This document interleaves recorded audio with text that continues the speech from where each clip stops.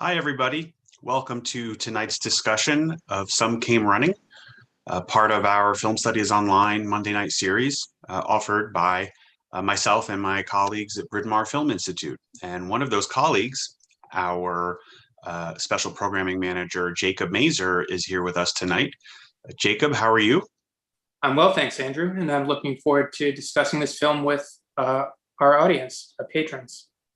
I am too, and I'm very glad you recommended this film because I think it is well, you gave a really interesting introduction that touched on a lot of important elements or elements worth considering. But in particular, seeing the film again reminded me just how much of a sort of almost compendium of 1950s Hollywood it is in many ways. I saw a number of moments that reminded me of a number of other really sort of landmark movies from the period. So this is really a great one to revisit. So thank you for suggesting it. Those of you who might be new to joining us for these, please keep your audio on mute and until I call on you to make your comment or ask your question. I will know to call on you because hopefully you will please use the raise hand function marked on your screen within Zoom. And at that point, your name will appear as having its hand raised, or your hand raised, excuse me. And I will call on folks. I usually can get to everyone, and sometimes I can get to people for their second or third comment if they have them, but otherwise I'll go through everybody in the order they appear. In addition, our chat function will be up and running. Our colleague Jill will be in there, but please use that to introduce yourselves to the group and to us, and also to make any other points you want to make about the movie, and to chat with each other while maybe we're having our own chat. In addition, you can let us know where you're from if you're from outside the greater Philadelphia area. And if you're from really far outside, please visit the Where in the World page within brynmarfilm.org. And you will, we will, excuse me, sorry, I got distracted there. We will appreciate hearing where you're from and how you found us and so on and so forth. In addition to these Monday night discussions, we also offer Tuesday night seminars. Those work a little differently. They're more of an in-depth instructional experience on their given topics. And you can see the two that we have coming up on your screen. There are a few spots left in the one on Breaking Bad for tomorrow night. So if you're interested in that, I would not delay in registering. And we will have more on offer in May and June that we will be announcing soon. So with that having been said, I think we are ready to get going, and I see we have a question or comment lined up from our traditional first speaker, David. David, how are you tonight? I'm great, thank you. It's almost like the White House, where there's one person who traditionally opens up the interviews there with the president, but I don't want to put either of us quite on that level. Well, you know, I'll call you Helen Thomas if you want, because for I know she's not doing that now, but for much of my life, she was the one. So I'll just call you Helen next week, and you won't remember why, and it'll be really awkward for all of us. So we can try that. I will remember why, Mr. President. Okay. So you didn't mention, and I'm going to just take a promo moment. You didn't mention that Bryn Mawr Film is going to be opening. I think, what is it, the 9th? Yes, this Friday. So I am really excited. I don't know when we're going to get our first visit over there, but I was really excited for all of us, and especially for all of you that have been doing this in the interim. Jacob had a couple of interesting comments, and I'm going to try to focus on just a couple things, and then you know, if we get back later, so be it. One of the things had to do with the color, and you've given us some information over the last 13 months or so about, as time went on, with different film color techniques. And I sort of felt like the color here was very bright. And once or twice I've wondered whether I was saying to myself too bright. So maybe you can talk a little bit about where in the film continuum, the technology continuum of color we were.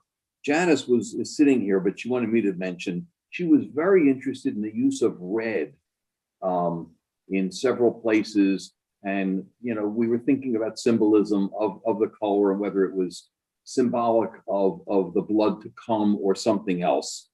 And then really, Minnelli, who was such a master of color and composition, there were so many places where I saw that he was making what I would call small cuts. We didn't have very many long, 30, 40, 60-second continual film panning. And he was really composing, it seemed like, outside the camera as opposed to inside the camera.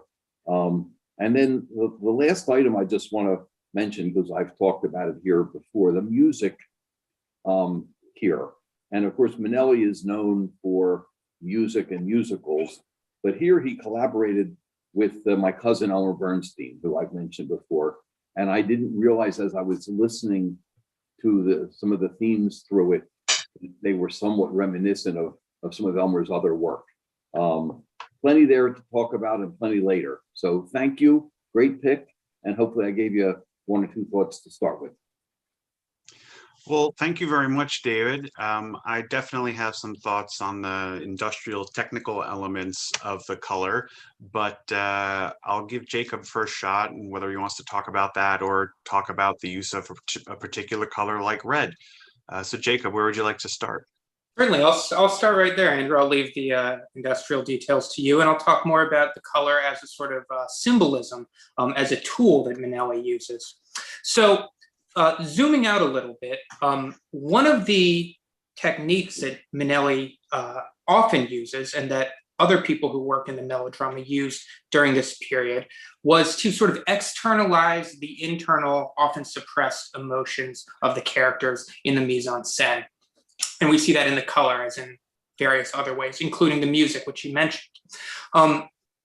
So there is a sense, I think, in the film where the color is not just bright and rich, as the film stocks of this period were able to, to record, but it's almost garish. It's almost painful in some ways. In fact, Minnelli said that he drew his palette from the inside of a jukebox. So I think there is something about I think this speaks to the critique that Minnelli is making a little bit of this world that he's depicting. This is a kind of small town that is very much idealized and was very much sort of lifted up as peak Americana during this kind of Eisenhower period. And it's the kind of small town life that Minnelli really paints flatteringly in films like, say, Meet Me in St. Louis. But here we see its underbelly. Here we see its failures for its people. And we see the ways that this lifestyle and this atmosphere are confining and oppressive and painful for the people who live there.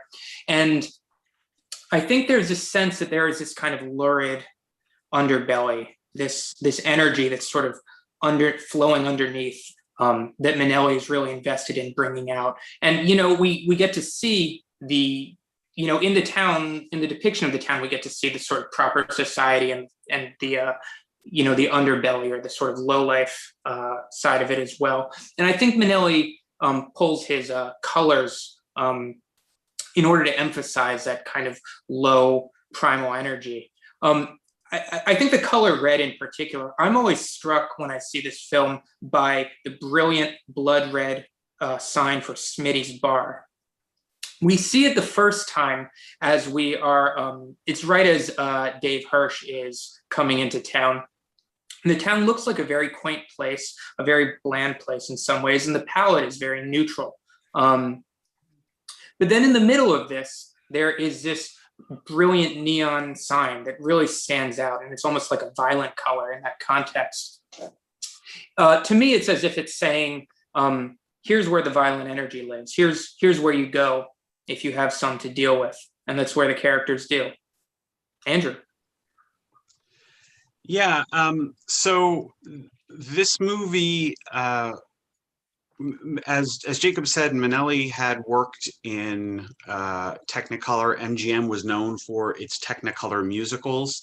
they were less likely to use Technicolor on things that weren't musicals, in part because the really rich process of it, or the results of the 3-strip process made for super rich colors, which tended to, and I think this is perhaps what you were getting at a bit, David, tended to give a sense of the world not being real. So it made more sense for period pieces, for things set in fantasy, Brigadoon, what have you. This movie is actually not in 3-strip Technicolor, as far as I can tell. The credits, as you saw, said Metrocolor, and in most cases, Metrocolor was an Eastman Kodak color,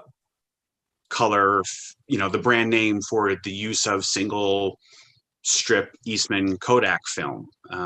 So while I'm not certain that's the case here, if it had been Technicolor, it would have said Technicolor. So my sense is that this is a single strip color process. That being said, I also noticed the crediting of a color consultant, in addition to the presence of a very, very veteran and accomplished cinematographer, William Daniels. So I think between the presence of the color consultant, between the skill and experience of William Daniels, and between what those two were probably able to help Minnelli create a sense of the vibrancy of color that he was used to from Technicolor. But it doesn't at all surprise me that this film wasn't shot in 3-strip Technicolor, because it's supposed to be a film sort of about, 10 years earlier, but roughly the present day. And as you were, I think, also suggesting, David, it doesn't really seem like the sort of movie that would warrant that kind of hyper-real color, and arguably may have made more sense to be in black and white. That being said, I think Jacob makes a number of wonderful points about how color is used for purposes of communication, something Minnelli had done throughout his career. I also think there are other elements of character and costume and certain distinctions that it's in the story's best interest for us as viewers to keep in mind, but they don't want to have to keep telling us. One of which obviously is the difference in sort of social status or social position between the two women in Frank Sinatra's life within the film. The teacher and her prim and proper, more reserved colors and appearance, and then Shirley MacLaine, the much more sociable of the two, who's clearly intentionally shown to be dyed hair, and her makeup and her clothes and the brightness of those are meant to suggest the sort of brightness of her personality, but also that she is not of the social status that sees being reserved and thought of as a certain way of being a priority. So there's a lot of use for color. I could easily imagine that it was a bit of a challenge to get MGM to agree to pay for the film to be shot in color, though the fact that this was based on a novel by the same author of From Here to Eternity, starring one of the stars of From Here to Eternity, I think was probably what made MGM be willing to spend the money. And it was one of their more expensive productions for the year, particularly for what really amounts to a drama or melodrama, not any sort of picture that tends to be more expensive. So those are some of the elements. I saw a comment, and I'll just quickly, very briefly explain. When I talk about Technicolor being 3 strips, basically before Kodak came out with its single strip color film, which is sort of what most of us who are old enough to have taken pictures with cameras that had film used when we took those pictures. Motion pictures going back to at least the 30s had a process to create color motion pictures on a complete scale, but it required 3 strips, sort of the way our printers or copiers use different colors of ink in various combinations to create most or all of the colors one could want. These 3 strips represented different sections of the color spectrum, and when those 3 strips were combined after filming, they created very a very broad view, a very broad cross section of the color spectrum, but they created it so vibrantly in part because it was 3 strips and the visual information of 3 separate strips of film being combined into one. So, but it was very expensive, it was cumbersome, and it was a challenge on many phases of production. So that's why, for those reasons, that's why there was a move made as soon as it was feasible to the single strip process, which is what I believe this film was shot in.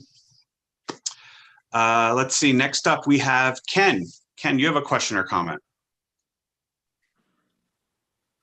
Yeah, I actually enjoyed the movie a lot more than I expected to. I was never a big Frank Sinatra fan, but I really liked him in this. Dean Martin seemed to play the same role he always plays. Did I read this was one of his first acting jobs after splitting with Jerry Lewis? That's correct. Yeah. Okay. One basic question is, where did the title come from? Good question, Ken. I mean, I have more to ask, but I was just curious if there's an answer that I missed. Would you like me to speak to that quickly, or? Yeah, sure. Go ahead. Okay. Well, I'll make it brief because I know you have some more to ask. The title comes from a biblical quote. I believe it is from the Gospel of Mark 10:17, which was used as an epigram in James Jones's novel. And the quote is, "And when he was gone forth on the way, there came one running and kneeled to him and asked him, 'Good master, what shall I do that I may inherit eternal life?'" And so I think, speaking briefly and roughly, the verse contains a question about what is it to live a good life? How do you live a good life? How do you live a good life? And this is a question that various characters in the film are pursuing, many in misguided ways. Okay. And I will say I enjoyed the friendship developing between Frank Sinatra and Dean Martin. And I guess I felt at the end, I just wasn't sure where it was headed. It kept going in different directions.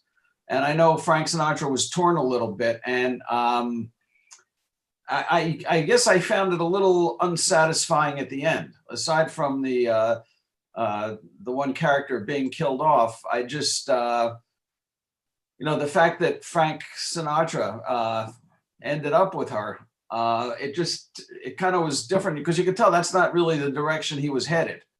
And whether he was doing it to spite someone or because he was frustrated that the school teacher was not getting involved with him, it was, I don't know. I can't say I enjoyed that part of it, but on the whole, I thought I enjoyed it well. And I thought it was a real slice of what life was like in mid-America with the families, with the country club and the drinking all the time. And his brother, who I thought, Arthur Kennedy, I think his name was, did a great job, but just nothing but platitudes. And it's hard to picture those two brothers ever getting along. But as I said, other than the way it kind of veered at the end, I did really enjoy it. Well, thanks, Ken. I will say that I know that that's a difference. The character who dies at the end is a difference from the book. And my understanding is that in the book, it is Dave, it's the Sinatra character, who gets killed by Ray rather than Ginny. I'm not sure why that change was made. I can guess it has something to do with Sinatra's stardom, but I know that Shirley MacLaine was didn't mind it because she's convinced that being able to die at the end of the movie was at least part of the reason for the acclaim she received for her work in the film, though I think she actually did a wonderful job and warranted her nomination well before her death scene. Jacob, did you have any thoughts about the changes between the book and the film, particularly the death at the end? Well, I will confess to having not read the book. I do believe you're correct about the facts. I will tell you what I get out of the end a little bit, though, because I think to me, the end is very moving. In fact, it's, one of my favorite endings in films from this period. I hope that we have a chance to talk about Ginny more as we go on through the discussion. To me, she's very much at the center of the film, or sort of steps into the center as the film goes on. But Ginny is a unique character in this film. She's able to do something that most of the other characters aren't do, which is to speak honestly and to speak openly with herself and with other people. And this isn't a society where that's done or where that's welcome. Certainly not from somebody like her. And she's, she pays for that in a way, or, and I think what I take away from the ending is, or what I am moved to think about and reflect on at the ending, is how the other characters respond to this event, to her death, and to this sort of recognition of who she was. We end with a gesture, not from Dave actually, but from Bama, the character played by Dean Martin, who's never taken off his hat, who superstitiously avoids taking off of his hat, and who is very nasty and dismissive and cruel to Jenny. He calls her a pig. And he doesn't seem like somebody, although he has a lot of charm and charisma, and I think Dean Martin has good presence in the film. He doesn't seem like somebody who has a lot of capacity for empathy or warmth in any sincere, genuine way for other people. But at the end, he seems to recognize something about her. It's just a sort of subtle, small recognition and a small gesture of that. But it seems to me to be a profound change in that character. It doesn't seem like something that he would have been capable of doing, or that would occur to him as being appropriate to do a few scenes earlier. Well, go ahead, Jake. I was just gonna say he was following Ray. He saw that whole thing unfold. So he saw what I saw at the end, which was basically Ginny risk her own life and ultimately sacrifice it to protect Dave. And he, that sort of code of the gambler or whatever, he had to respect her sacrifice, her willingness to do that. And in fact, we see throughout the movie, she's willing to sacrifice her own goals, her desires, her happiness for Dave. When she tells the teacher, if you love him and want to marry him, I'll back off and I'll be happy for him because he'll be happy. She also clearly knows that Dave isn't treating her as well as he should, but she puts that aside because she thinks there's a something bigger there. And I think that this was far from the first movie to have the person who supposedly doesn't understand how the world works and is supposedly of the sort of the lower class to be the one who really does come closest to achieving the sort of life of integrity that the others seem to be striving for and falling short of. Yeah, I mean, I think, pardon me, knocking my table around. To me, Ginny is the one with integrity. It emerges in the film, and I feel, when I watch this film, moved by that, especially because the way she's presented, and I think this is by intention to some degree, she's presented as like a sort of absurd caricature from the beginning. And, we come over time to understand that she has a kind of integrity that the other characters don't have. A lot of the other characters who are positioned in sort of more of the protagonist role are quite unsympathetic in a lot of ways. I think what we often look for in films, or what often moves us, is when we see a character change.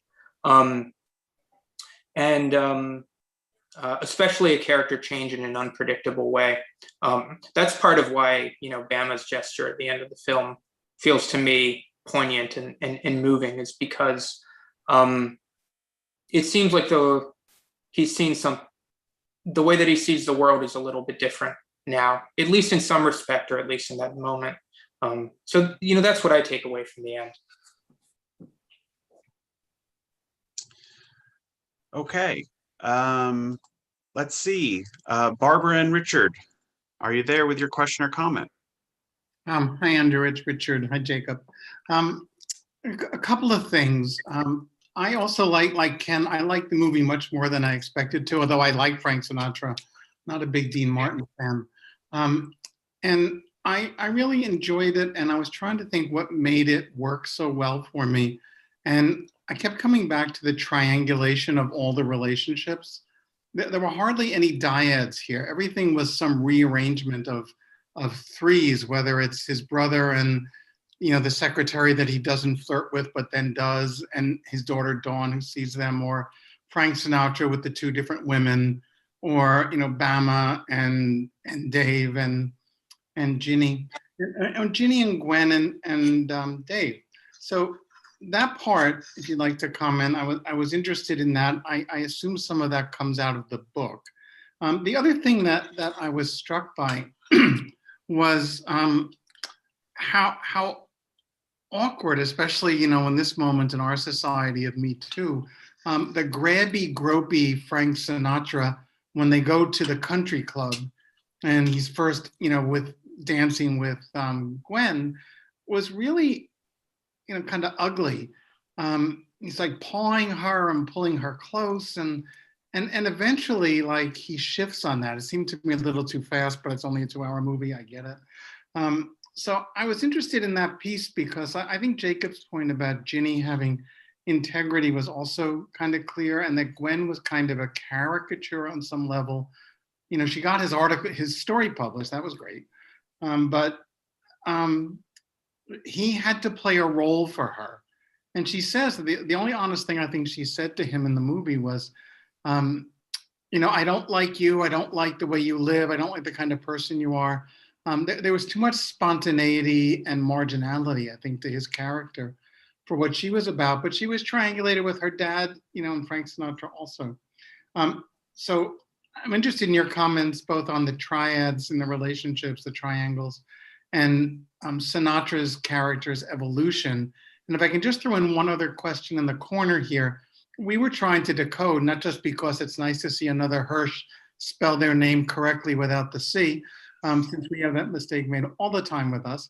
But I was wondering whether in the book or alluded to in the movie, especially through the anxiety about the country club, there's hints that the family is Jewish in the middle of this Midwestern town after the war. And they managed to ease their way in, but it's always at the risk of having the invitation withdrawn. Well, as always, Richard, there is, you put a lot on the table. Jacob, is there something you wanted to start with there? Certainly. Let's talk about the triangulations first. It is interesting. A lot of the characters have this, are in this position of, should I go this way or should I go this way?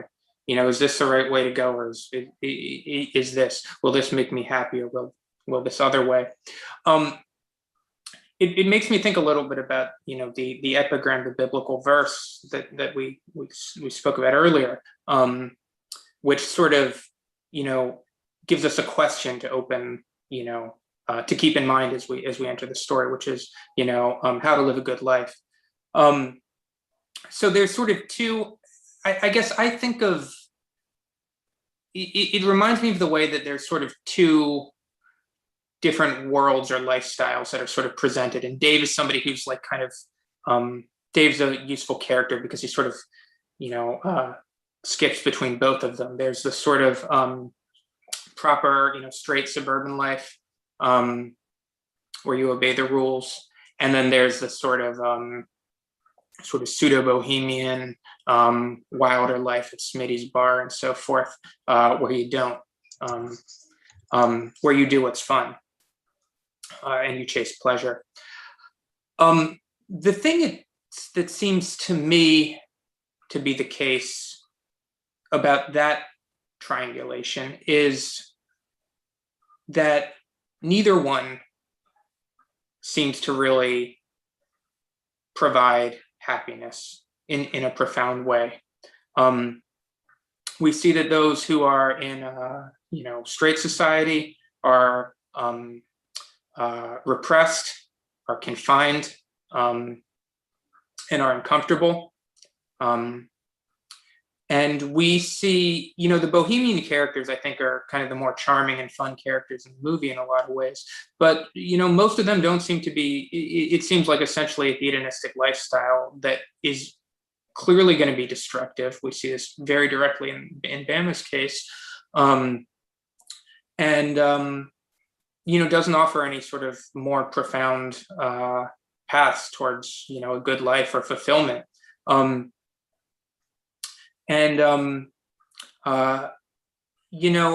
I come back to Ginny, who's just sort of open with herself. Maybe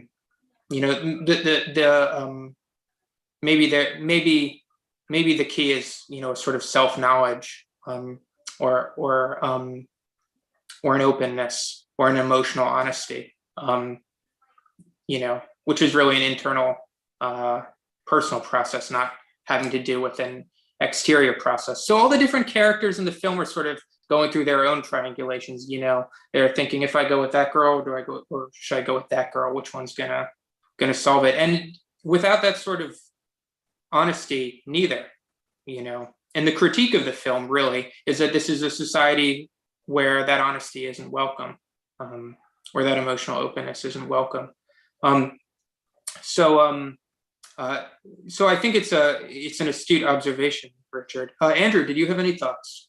Well, I mentioned, I think, I can't remember if it was when we first came on or if it was before, but how this movie, to me, brings up a lot of sort of key issues and tropes of the 1950s, at least as Hollywood depicts it. And I feel, we know there are so many movies from that period, and we sort of have a historical view of that period as being a time when there is great pressure to conform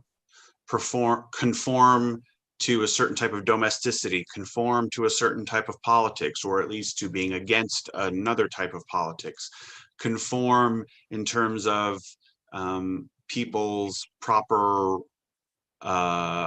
roles and places in terms of race and gender. And I think that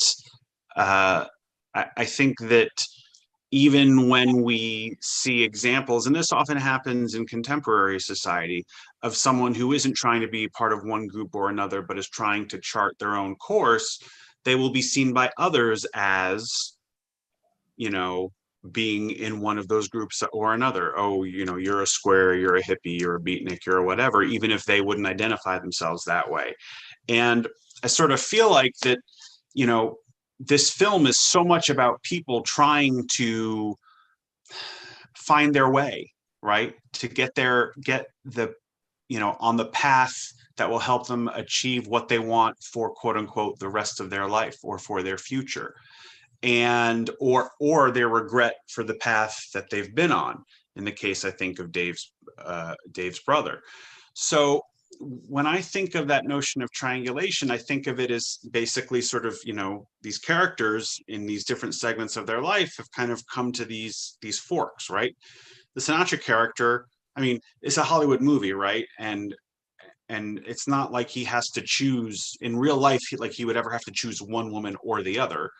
Just like in all the sort of more conventional melodramas from this period, the woman doesn't really have to, in real life, the woman doesn't have to choose one man or the other, but that's what the movie sets up, right? And that's how Hollywood works. So he's got this, these two women who are going to, be part of very different paths for his future. And you see that for everyone else. And so in a sense, that's kind of what, that sense of triangulation kind of is, what occurs when you see two paths and you're trying to sort of have the best of both worlds or avoid the pitfalls of one or the other. So this movie, I think, just as Richard points out, and I would agree, sets up a lot of those. It doesn't just set up one or two or three for the main character. It sets them up for really just about everybody. And, some of them are handled more cursorily than others, but, it's a massive novel being translated into a 2-hour plus feature. So that's what happens. But I think that's, I think a really standard way of telling these sorts of stories about people finding their ways and the angst of trying to sort of carve a path or choose a path is to have people come to these forks, and that's what happens. Can I Yeah. add on? I think those are great points. I just didn't want to lose Richard's the point Richard raised about the possibility of the Hirsch family's Judaism. I don't like I said, I haven't read the novel. I don't know if that's if the novel speaks to that. I think it's a very interesting possibility. I noted too that that there was that was an unusual last name to give to a character like Frank Sinatra in here. But the thing that I wanted to raise is that, right, this question of like coming from a background that makes one, could make one stick out in a world like this, and the sort of that constant fear of, right, having one's sort of license to be there revoked is a really interesting one. And it's one that Minnelli probably could relate to in some ways, because, Minnelli was not straight. He famously was a husband to Judy, father to Liza, but and he had other marriages too. But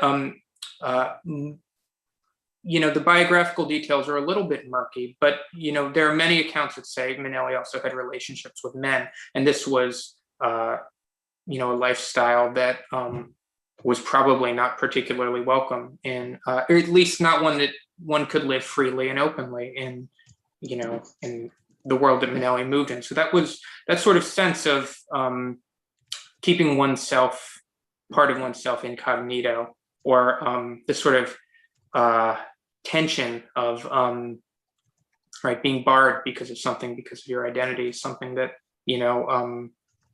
is present in the director's biographical details too. Yeah, that's very true. And for that matter, one can imagine that Jones felt like a bit of an outsider himself in his small town, if we think about where he would go and what he would do. So that could perhaps be a nod to that, though I haven't found any indication, because I was curious about that as well, that the family was meant to be Jewish. Okay, let's see. Amy, you have a question or comment?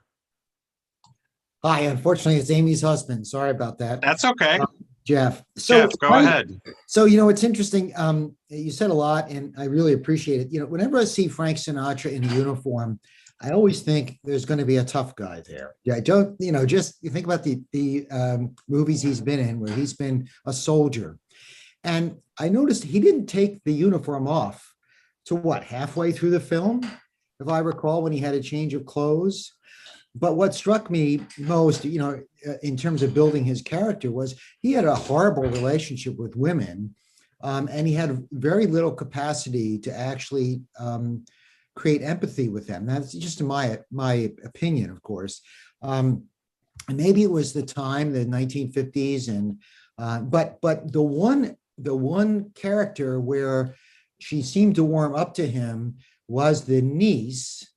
And here he developed some kind of empathy for her. But notice that scene where he gets introduced. He meets Agnes. Agnes is very hostile.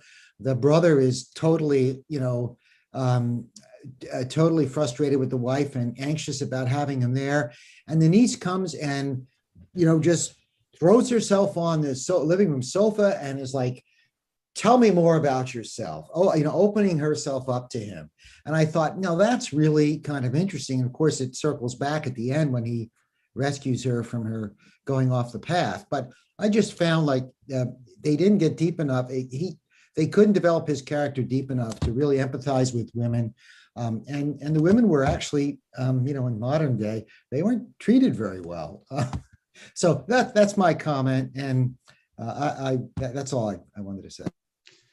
Well, thanks for that, Jeff. I mean, I think that the sad case is that in many movies in Hollywood before the 50s, during the 50s, and after the 50s, the women are not treated very well. You said Frank Sinatra didn't seem to have any capacity to build sort of a warm or caring relationship with a woman. My response to that would be, what man in the movie did?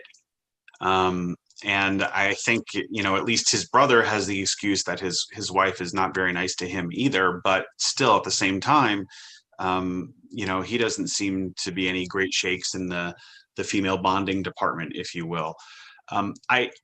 I think that, I said a minute ago or a few minutes ago that this movie presents to me moments that remind me of other elements, and other elements in this movie remind me of other well-known movies from the era. And one of them is certainly Rebel Without a Cause, which is very, very interested in exposing the seamy underbelly of suburban life, as was Barbara Hirsch mentioned, Peyton Place, from just the year before this one.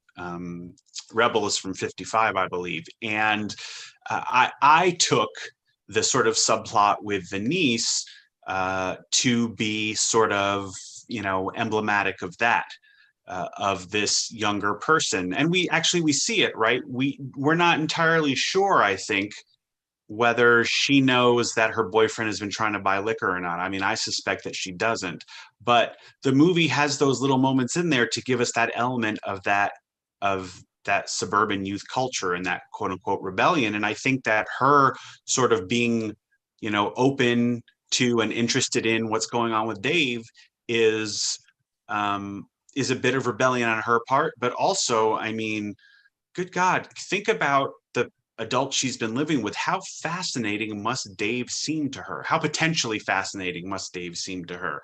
He's traveled the world. He's been in the military. He's a, published novelist. I just could imagine he would seem so much more interesting than her parents. And probably the fact that he seems to rub them the wrong way, or at least put them on edge, was probably appealing to her as well, as much as it would be to bring home or to go out and do things that they wouldn't approve of. So I think there are elements of that there. Jacob. Yeah, I'd like to speak about the niece a little bit more, and then circle back to some of the chauvinism that we see from Dave and other characters. Right. So I think one thing worth mentioning is the film is set in, I think, 1948 is the date that we see, but it was released in 1958. And a lot of times, even, whether it's a historical drama set in the far past, or whether it's, the more recent past, as in this case, often what we see is that the director and the production team is less interested in recreating the world of the past and more interested in talking about the world, that they live in and in their contemporary moment. And so to me, when I see Some Came Running, this feels, although it's set in 48, it feels very much like a movie of 58. That is to say, a period where a social upheaval is coming, where this suburban Leave It to Beaver universe is going to crack. And it's just a couple years away from really the broad emergence of that.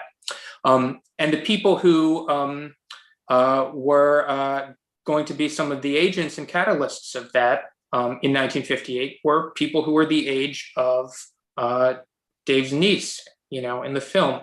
So, I mean, I don't know. I guess I think perhaps some of the the chemistry or the warmth between Dave and his nieces. He sees her as somebody who is doing something different, or who is searching for something different.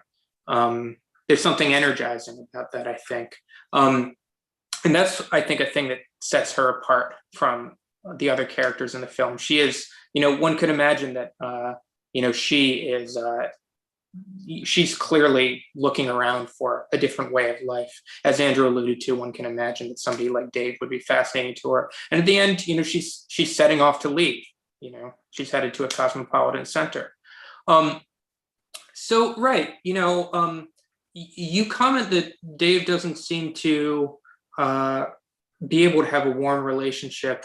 And I would say not just a warm relationship, but a just humane, decent relationship with any woman in the film. And that to me, I think is right. He's pretty nasty to many of the other characters, and especially the women most of the time. I guess I'm inclined, though, to separate it. Okay, so certainly there were the prevailing attitude of that era had more sexism in it than we feel comfortable accepting, than we have in our era today, than is acceptable. But I think that there's some self-awareness about it in the film too. I think that this sort of version of masculinity that we see from Dave and from some of his cohorts is not really an aspirational one. I do think there's a critique there, if only because their way of dealing with women doesn't seem to bring them,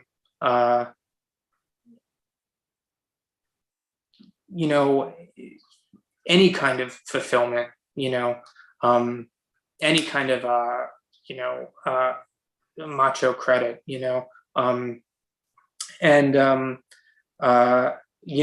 Dave remains the object of affection from Ginny, but he seems like somebody who it would be impossible for him to be happy with anybody, because he's not somebody who can relate to other people or who's willing to relate to other people, especially women, as other humans.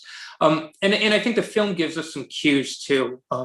Others have noted, the use of music in the film, and often, there's moments in the film that would seem benign or unremarkable, but that are scored with this, aggressive, sinister music. And I think perhaps that's Minnelli's way, and part of saying,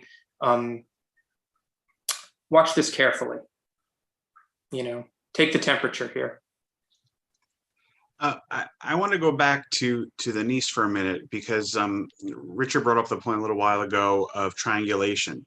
And I think certainly as the film goes on and particularly toward the end, Dave sees his niece and her sort of interest in him and relative, compared to the rest of her family, fondness for him as being a potential danger for her, particularly when he runs into her into that club in the obviously very swinging city of Terre Haute, which I had no idea. As soon as this pandemic's over, I'm going to book me a ticket to Terre Haute. When he sees her there, he realizes he can understand why she doesn't want her parents' life. After all, he didn't want his brother's life. And so he can certainly relate to that. But he also is concerned that she sees or has romanticized his life and thinks that the way that being there with that salesman at the age of 17 or 18 is, going to lead her down a path of happiness because he's happy, when of course, he isn't. And that's not exactly his path anyway.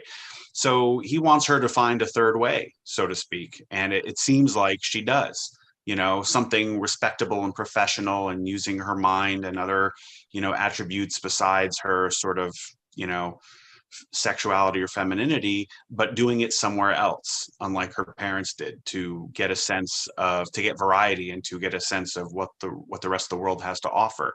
So there's another example of that, and one that is the one perhaps, small bright spot in the movie. Gene, you have a question or comment? Yeah, hi guys.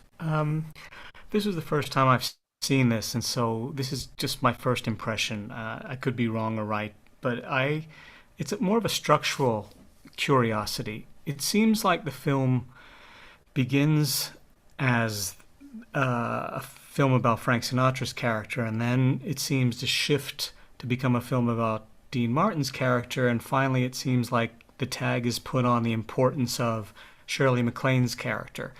And that was what I left with the first impression. It seemed like, well, there's a lot of importance put on, I forget Shirley MacLaine's character's name, but, especially rounding up the film there and giving her so much status. Do you have any thoughts on that? Jacob? I think that's very perceptive, Gene. It's a curious structure. I don't. It's an unusual and counterintuitive structure for the film in some ways, but I wonder if, in some ways, I don't know. It's structured like that because we're not inclined to take Ginny seriously at first, the way that she's presented. She's very cartoonish when we meet her, and the other characters treat her as such. But we look at her more, and we see her in different circumstances, and she sort of comes out of eclipse. The humanity of her sort of comes out of eclipse. And even, I think, the dignity of her and the grace, of her comes out of eclipse. I think it perhaps speaks to the way that the film is themed around this idea that, people aren't really relating to each other. They're dealing with each other in this, they deal with each other in terms of their positions in society, what they can get out of each other. We see the way that Dave's brother's wife is quick to see an opportunity for social elevation by charming the Frenches with her, literary brother-in-law and so forth. And Dave's brother is quick to see, how his brother's money can help his career and so forth. But they have a hard time seeing each other and really, seeing the humanity of each other and the depth of each other. And the film, I think, is structured in a way where we don't see the depth of these characters to begin with, and it emerges and deepens. That's what I get out of it, at least. And I should say another sort of convention of melodrama films is there's always a lot of plot, a lot of stuff always happens, and a lot of stuff happens in this movie. It's enough plot events for about 3 movies, really. And you see that in a lot of these. It's just one of the conventions of the genre. So perhaps it's a byproduct of that too. What are your thoughts, Andrew? No, I would agree with that. I mean, that's particularly in the Hollywood melodramas of this era. I mean, part of what makes them melodramatic and not just dramatic is that either you can't believe or you almost can't believe all these things are happening to these people. And that's certainly an element of an element at play in this movie. Thanks, Gene. Let's see. A couple of things came up in the chat I just wanted to address. One was about the ages of the characters, that Sinatra and Dean Martin seem to be, well into their 40s at this point. And is that older than the characters in the book? And my guess would be yes. At first, I didn't think so, because they said he left town 16 years earlier, but then I realized that 16 years includes the time he was sent away to boarding school, probably. So yeah, they're probably a bit older than they should be, but that never stopped Hollywood then, and it still doesn't stop Hollywood. So I think that's probably a fair read. The other question was, JD asked, were women treated this harshly by men in the 50s or 40s? And he says he didn't see this modeled in his, he was born in the 50s. He didn't see this modeled in his home or, in those of his friends or acquaintances. And I would have to say, I'm sure that's totally fair. And when I talk about this, I'm almost always referring to the way Hollywood depicts society, right? I couldn't imagine, I couldn't begin to speak for what happens in every household. All I can say is that Hollywood's view of most masculinities at the time, basically, not all of them, and not in the works of all writers or all filmmakers, but by and large, some element of Hollywood masculinity during these decades means having, thoughts beneath equality for women and having varying degrees of less than full respect for the female characters. Again, not always, but unfortunately, it's fairly common. Janice Antner, you have a question or comment? Yes. For me, I really felt that this movie was about the hypocrisy of the 50s, and it was touched on somewhat, but it was very, very much about that. And to answer a little bit the question of that you were just addressing about how the 50s were in actuality, obviously this takes it to extremes, but if you would say what the attitudes were toward women maybe more under the surface, yes, they certainly didn't have the equality that we're approaching today. We still don't have it, but we certainly didn't have that kind of equality. But I also wanted to talk a little bit more about the character of the teacher.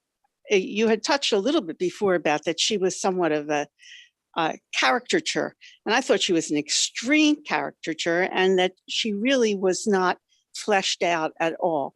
I found myself wanting to know why she was the way she was. I mean, there was no hint at all about her past and why she was so afraid of men in general, because she wasn't just, at least in the way she presented herself, talking about not wanting him, as she did later on, but just she seemed like she didn't want a man at all.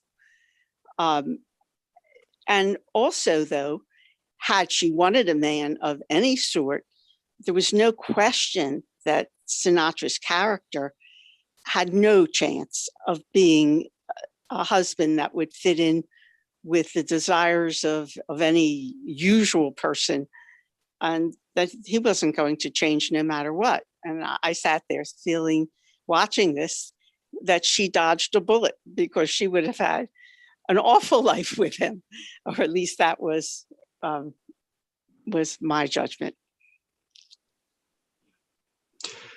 Yeah, I mean, I think he really tried. I think he says he stopped drinking and he tried to do some other things. And He would never have made it. Right. Well, right. I mean, I think he likes what he likes, and Right. he's interested in what he's interested in, and he finds, he wants to be friends with the people he wants to be friends with, and frankly, I think most of us would say that you don't want to end up with someone who wants you to change, to completely overhaul yourself to that degree. I mean, if that's the case, then you really need to think long and hard about that, probably. And I agree that she was a certainly a caricature, and one has to sort of keep in mind that the story is kind of loosely based on James Jones's life in a small town in Illinois, and he so from that perspective, even though the film and I don't think the book either are told from Dave's point of view, there is some, we can think of there being some filter, and that the teacher character is, seen in, we're seeing her in a way, the way Dave sees her. I also think that there's some sort of unusual dynamic that has gone on in her life, because her mother isn't around, and I don't think we're ever told why, and her father doesn't seem to be the driving force between her primness, the driving force behind her primness, right? He seems to be open, very open to her having a relationship with Dave. And so there's something going on there. You know, unfortunately, you know, there's a trope in Hollywood movies, particularly of this era, of the sort of, you know, the cold, detached woman, and that a woman who is interested in and focused on intellectual pursuits also has to be that way. And you know, that's obviously ridiculous, but that's a common thing you see in these movies. So I think there's a bit of that sort of stereotyping as well. Jacob.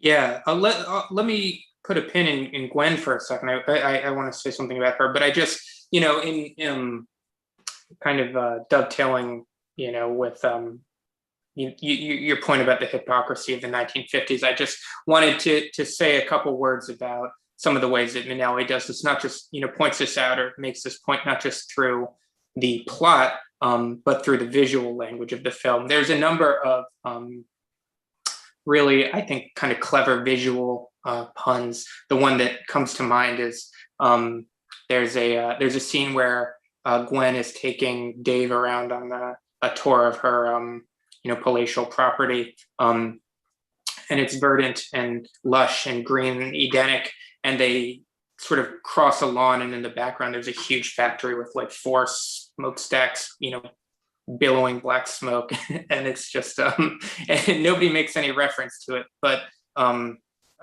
you know, Minnelli puts that there for a reason, I think. Yeah, I mean, I kind of agree with what you said. I think one of the weaknesses of the film particularly is that Gwen is kind of a broad character, and I wish she was fleshed out, or we had more of a chance to see kind of who she is in the way that we do with some of the other characters. What I do think is sort of interesting about the film, or about her though, is she sort of presents this this question in her classroom about I guess making allowances for the personal excesses and debaucheries of artists who are possessed with you know, with talent. Obviously a question that, you know, or an issue that has contemporary resonance as well. And she makes a lot of allowances for it. And she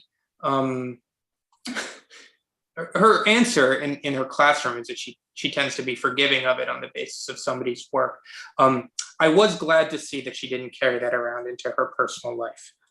As you say, Dave is a walking mess. Don't date Dave. He's bad news. I'm glad she did. Yeah, that's my advice. Don't date Dave. Thanks, Janice. Susan, you have a question or comment?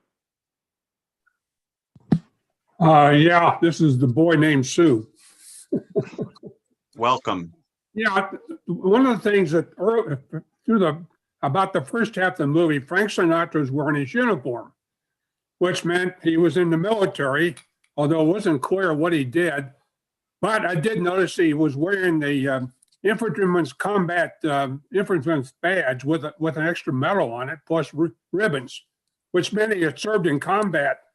And I couldn't tell whether it was the Second World War or the Korean War, depending on the time frame of the movie. Well, we know the movie's 1948 because the town celebrating. It had to be Second World War. The Second World War ended in 1945, so there's a 3-year time period between the end of the war and the time he shows up in the town. And it never explained, was he still in the military that whole time, or what was he doing, and what was his combat experience? And did that shape the way he thought of things? That never got brought out in the movie. But he made a point of wearing that uniform for the first half of the movie. And then all of a sudden he's dressed up. So there was a disconnect between what was going what he was doing, what he had been doing, and what he was trying to accomplish now, which wasn't even clear, what he was trying to do in the town. Well, I think I think a few of those things are answers to the few of those things are suggested in the film. There is a point where he says, you know, he announces at different points to Dean Martin. At one point, he says, I'm gonna go buy some clothes. You know, can I borrow your car? I'm gonna go buy some clothes. And then he talks about buying a car, and then he talks about getting a sublet. So the reason he's wearing his uniform for the first half of the film is that's all he has is his military clothes. I also think we know that he's there sort of by accident, right? His buddies, he was carousing in Chicago with his buddies. That's where he met Ginny. And he was really, really out of it, either very, very inebriated or passed out. And he had mentioned he was from that small town. So his buddies put him on the bus. At the beginning, the bus driver, you know, is waking him up. And he says, the people who put you on this bus told me to wake you up in Parkman. So he isn't even there because he wants to be, at least not consciously, right? I mean, who knows what he was thinking about and when he was drunk, and, you know, in Vino Veritas, what was he talking about with Parkman, that his buddies heard him say Parkman, that he ended up there. But so we have a few of those answers. My sense is that he had been in the military the whole time, and you know probably better than I do some of the things he could have been doing during that time. I think that your point about his, you know, his combat not being discussed is an interesting one. On the one hand, my understanding is that's pretty common, that he wouldn't want to bring it up himself. On the other hand, it's, you know, as you say, it's 1948. This town seems very interested, doesn't seem interested in the past, except for the 100th anniversary of the town. This town seems very much, you know, it's supposed to be 1948, but this town's already well into the 1950s, it seems, right? With consumerism and these other things. So it doesn't even surprise me that much that he wouldn't have been asked about it. I think that's sort of part of the point, that whatever he did there during that time to earn those commendations that you mentioned, those people don't really care about that. I also think that normally, particularly in a work of fiction, we would expect combat service to be extremely formative in the personality or worldview or behavior of a character. The thing is, this character had already endured some trauma prior to his military service. You know, death of parents, being sent away by his brother, apparently a lack of contact with his family for a number of his formative years. So I think some of the things there are answers for, that some of the things you mentioned there are answers for, and I think some of the other things we sort of have to kind of decipher for ourselves. But if they're not presented, then we're not meant to have to think they're important, I think. Jacob, do you have anything to add to that? Or yeah, I mean, I guess I would be inclined to. It seems to me that, the way that I'm inclined to read Dave's character is that the war has made an impact on him in some ways. You know, one thing that I note is that Dave has stopped writing. You know, even when his writing career revives kind of over the course of the film, it's with a manuscript that is old. I mean, we see him pull it out of his bag, and it's clear that he's been carrying this around for a while. And you know, I wasn't I wasn't there in the era, but one of the narratives that we have about that time period and the impact that the war made on people was that this was the war was, to say the least, a bitter awakening for a lot of people about the ugliness, you know, that how ugly the world can be, and something about the sort of you know, Eisenhower suburban utopia dream is a little bit forced, you know, sort of forced way to sort of comfort or pacify that knowledge. But Dave seems to me to be somebody who's affected by it, you know. His relationship, you know, one of the questions is what's happened to his writing? Why doesn't he write, or why can't he write, or why has he given up on writing? and why has he given up on, why has he lost confidence in his own writing? We don't get a decisive answer to that question, but my inclination would be to believe that he's been affected, especially as you note, and as I believe the book mentions, his his decorations suggest that he's been in combat. Kathleen, you have a question or comment? Hi, yeah. Just to briefly go back to the character of Gwen, at the end of the movie, in the graveyard, at the cemetery, she comes up in her car and gets out of the car and looks over toward the people there. And I just wondered, was Nellie trying to imply that she would have a relationship with Dave after all?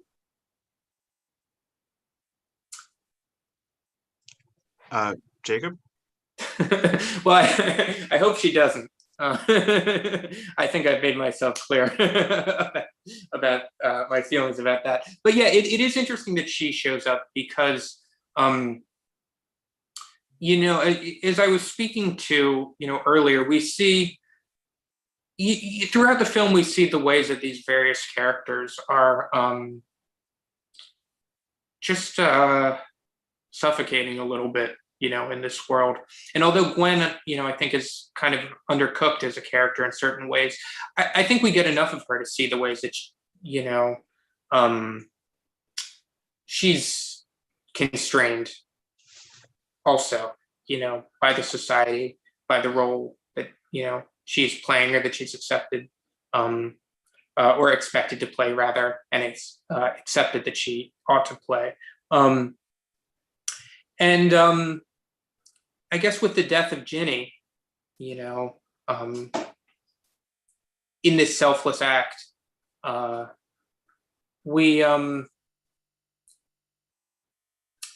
it seems like it's a reckoning, or at least a sort of brief moment of clarity for some characters about that. And perhaps Gwen is experiencing hers too by being there.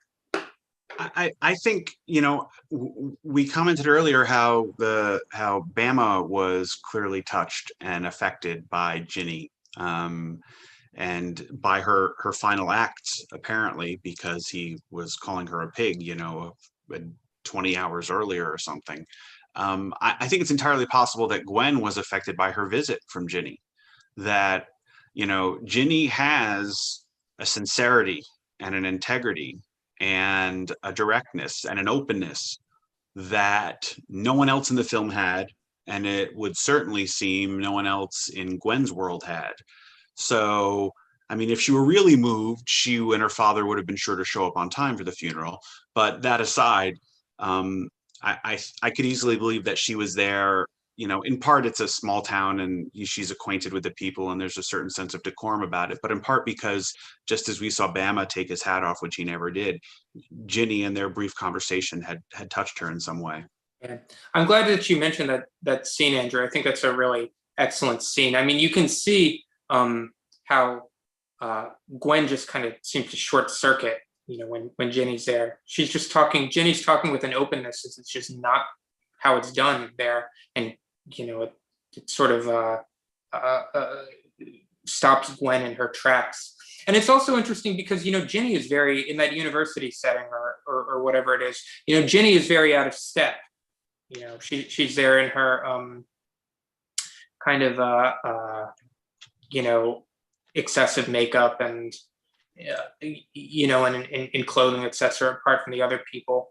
And the class difference is apparent too. But in that scene, it's Gwen who's being dishonest. Ginny sort of enters as the one who's out of place there and who is doesn't fit in and who is the absurd one there. But it's Gwen who's not speaking openly or with integrity, and who's not being open perhaps with herself. So I'm glad that you mentioned that scene. I think it's an important one. Gloria, you have a question or comment?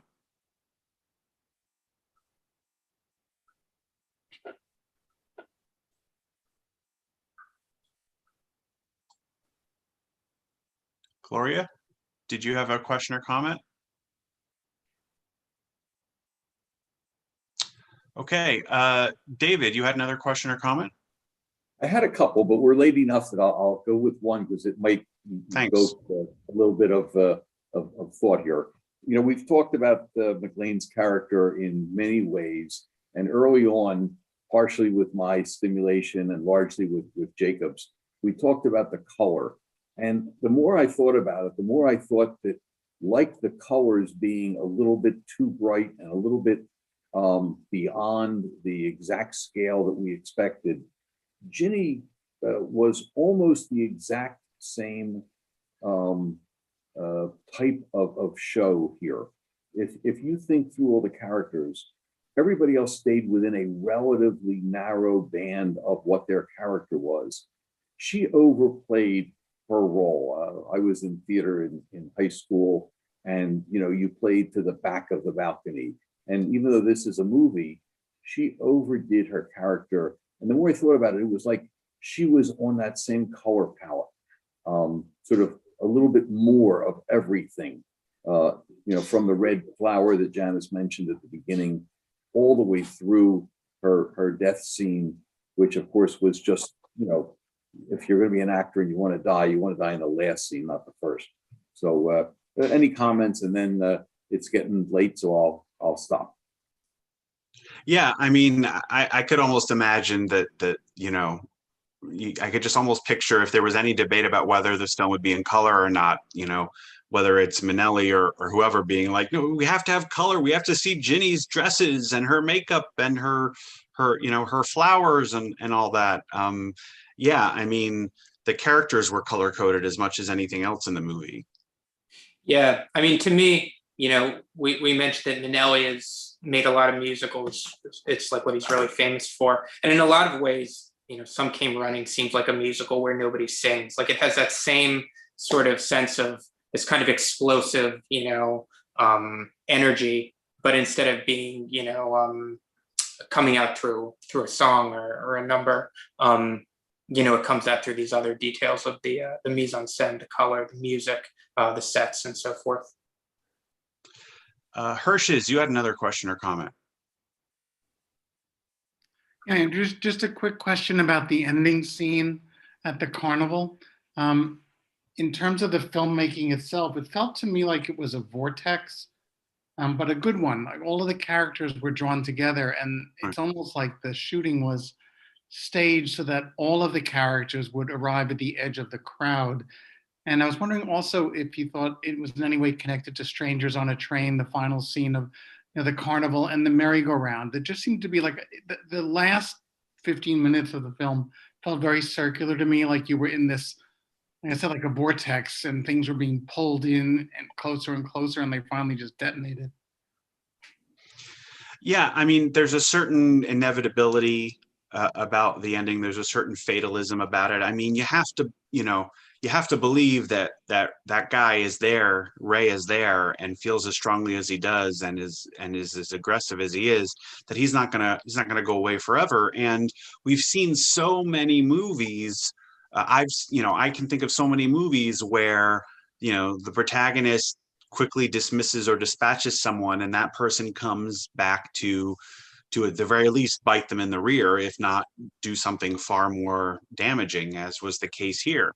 So, I think it was a very smart, finale.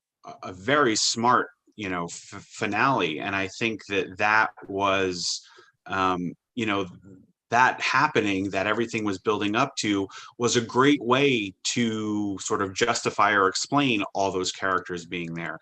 But I'd agree with you. There seemed to be some sort of force kind of, pulling things toward that end. And whether you want to call that fatalism or foreshadowing, I think you're right. I agree. Jacob. Yeah, it's like a tragic element, there's a sort of inevitable convergence. Yeah, I think it's a magnificent set piece. As you said, everybody sort of spinning together towards this explosive denouement. The use of color, as we've been talking about, with the whirling lights and the neon, and in the bright splashes of color. It's just it's a scene where everything is coming to a head. In addition to, and there's a bunch of micro dramas that are playing out there as well. In addition to, Ray's pursuit and attempted murder of Dave, murder of Ginny. We also see the niece leaving. We see the brother's secretary leaving. Another tragic character who's basically been, driven out of town. Was forced to leave town. And we see them at the bus station. We see Dave and Jenny's in the aftermath of their marriage. We see Bama in the, sort of responding to the dissolution of his friendship with Dave and sort of rising to kind of rush to try to help out. So everything's coming together. It's riding, the emotions are riding hot, and the lights are spinning through the air. Yeah. And finally, Amy and/or Jeff, you had another question or comment. Well, just some observations for you since it's late. One, Agnes and the brother both slept in separate bedrooms. They emerged from separate doors when the daughter comes up the stairs. So that I thought was interesting. The second thing was the brazier factory, right? Didn't Ginny work at the brazier factory? And it certainly wasn't the one with the 3 smokestacks in the back. So I thought it was kind of interesting that she worked at a brazier factory in this little tiny town. And notice, why was it a brazier factory? And then lastly, the jewelry store was named after the husband, yet it was Agnes's father that started the store. So I thought that these were all just sort of facts that didn't make a lot of sense. The director must have taken, I'm guessing, he took some liberty to sort of distort some things to make it a little more puzzling for us as viewers. Well, it wasn't clear to me that she worked at a bra factory. I thought that might have been in Chicago. I don't know that was while she was in the town there. And I think that's the perfect article of clothing for that character. I mean, it's, sort of, do what you are. It fits her. It fits the personality they have for that character. I did find the name of the change of the name of shop to be of the shop to be odd. I guess it's important because we have to have those. It has to happen because we have those opening scenes of him in the hotel, or Frank Sinatra in the hotel room looking across the street, and we have to know that matters and that's important. But we also couldn't have the brother have started it on his own because he has to be sort of beholden to his wife in a way. The separate bedroom thing isn't really that rare for that period or for couples of that social station, is my understanding. Jacob, anything to add? Yeah, I mean, one thing that we learn about the brother's relationship with his wife is that he took over the store 18 years ago, and the sort of dynamic of his sort of being an interloper in the family business is still present. So, so that's an interesting angle on things too. But one of the things that I think is interesting about this film is that it sort of grapples with a very recognizable social environment for that period. And its drama deals with, not with fantastical situations, with essentially domestic, situations and human relations. But it has this quality of being kind of a fantasia too. It's not a realist film. And we've talked about some of the ways that that's expressed visually and sonically. And the plot has its sort of contrivances as well, but I think Minnelli is, he structures things to orchestrate the greatest dramatic effect, and when he finds a detail like, I don't know if, Jenny working at the brazier factory is his detail or that of James Jones, but, I think he's just a director who has a great eye for these like telling details and is not one to let, the considerations of continuity or plot derail him too much. Thank you very much, everybody, for joining us. Thank you very much, Jacob, for suggesting this film and for your wonderful introduction. You can find all of our past discussions and a whole many more film opportunities, chances to learn about and engage with film and have some fun at our Film Studies Online section, which you can get to through brynmarfilm.org or filmstudiesonline.org. We also have a bunch of films available for you to screen at home that you can only get through your local theater. You can check those out at theater5.org or through brynmarfilm.org, and more opportunities for film-related interaction, engagement, and just plain fun. Beyond that, we are, as David said at the beginning, back opening this Friday. We will be open for limited screenings on the weekends of some Oscar-nominated films that you can see on the screen currently. You can only purchase tickets online. The box office is not open and seats are reserved. And our dynamic ticketing and seat reserve system allows you to select seats, and it will create a buffer for you between your party and other patrons to facilitate social distancing. So there's a lot of information on our website. There's a great welcome video to let you know about our new procedures. There's a lot of information on there. And we're really excited that we can finally have people back in the theater to come see the movies we all love in something very close to the way we all love to see them. So thank you very much for all of your support during these 13 months.